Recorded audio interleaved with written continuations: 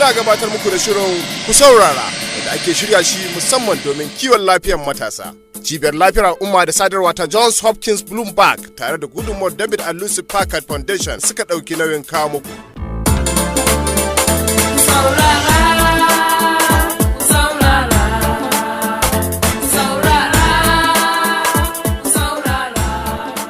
Saurara, in English is Listen Up. It's a program for young people. We use entertainment education approach to provide information and link young people to quality reproductive health services. So we have like 3 components of the project. We have the youth activities, that's the mass media where we have our radio program, and then we have home video, and we had road shows just to motivate young people to change their behavior.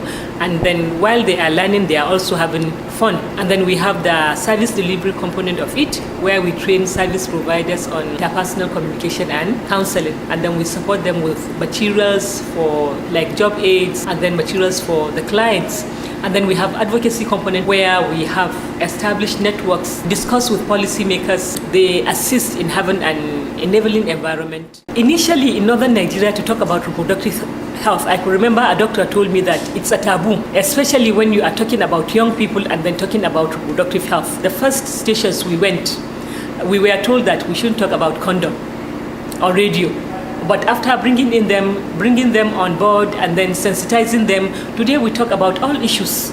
Contraceptives, condom, it's no longer an issue now. I think what the project had done is we were able to break the silence. Even other programs now go on radio and then they talk about reproductive health. So in the first few years of the project, we were able to produce 78 episodes. It was produced by the young people themselves, and then we had 2 hosts, Binta and Mansur.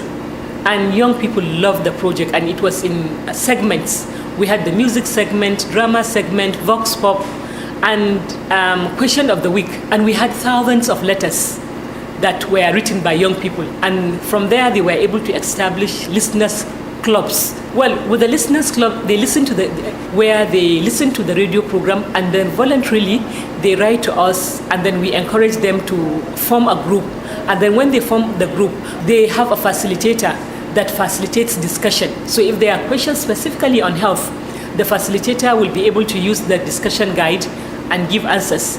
And then they also refer themselves to the nearest clinic. They were able to empower themselves. Some of them bring themselves together that they can even do like trades, sewing, knitting, to be able to sustain themselves. And then we have different types of clubs.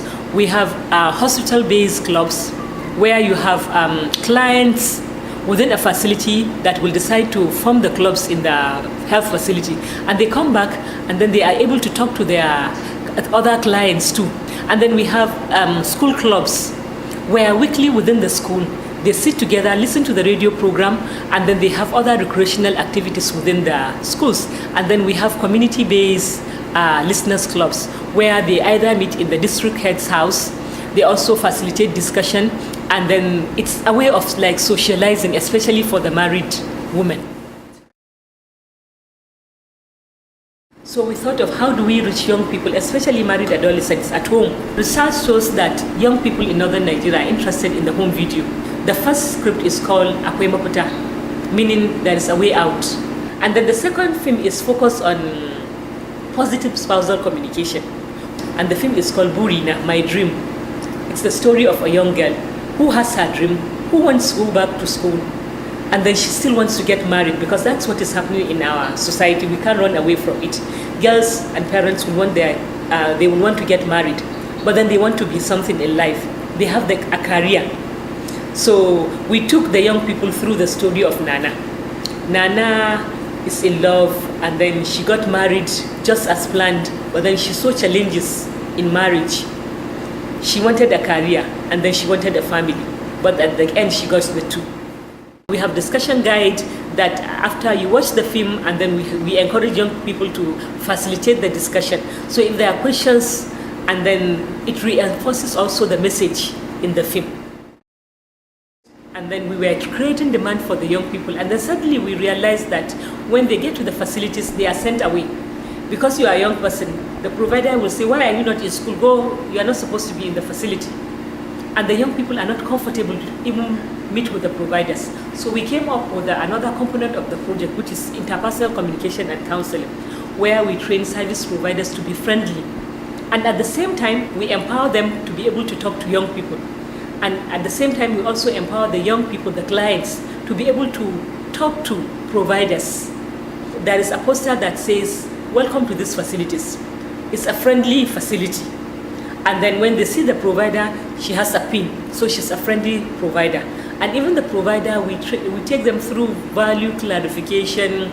It's a client-centered approach. It's the client, the young person, that is at the center. So really, one of the impacts that Ku Saurara had made is in trying to make the facilities to be friendly. Ku Saurara is 10 years old. And then the first 3 years of the project even concentrated more on advocacy, sensitizing policymakers, sensitizing even the young people themselves on reproductive health issues. And then we had states that built health facilities, youth-friendly centers from the advocacy activities. And then, so we realized that one of the challenges with the advocacy is individual organizations conducting advocacy. And there was need for them to form a network, a strong network that they can be able to talk with one voice. We have youth-serving organizations, we have activists that form in each state that form the network. So now what they are doing is asking for quality services for women. And recently, there is this move in northern states of free maternal services. And the networks are part of the move that started 10 years ago, over 10 years ago, where they were asking the government to give free maternal services. So it's not all about family planning. It's about the total life of a young person. In terms of communicating with parents, that's how we started. And now they are grown up. It's either the boy or the girl, they are able to communicate. The couples are able to communicate. If she's married to a younger man, she's also able to communicate what she wants. In fact, sometimes I get frightened. I said, we empower them so much that the community is not ready for them yet. Basically, it's a health project, communication on health issues, reproductive health issues. But then we are able to, because we tell a story, we have the radio, we have the film, we are able to bring in so many things that we look at the young person, both female and male, and then we are able to address issues of their concern. So for us to maintain the momentum, we need to continue with the programs, educating the young ones that are coming up, so that we had a gap when we started, a huge gap, where they didn't have access to information and services. Now the services are beginning to come up. And the moment we don't have programs like Ku Saurara, then we will go back to square one. And it means starting afresh. But then we have the older ones supporting the younger ones, and then we have younger ones doing their own programs, and Nigeria will be a better place.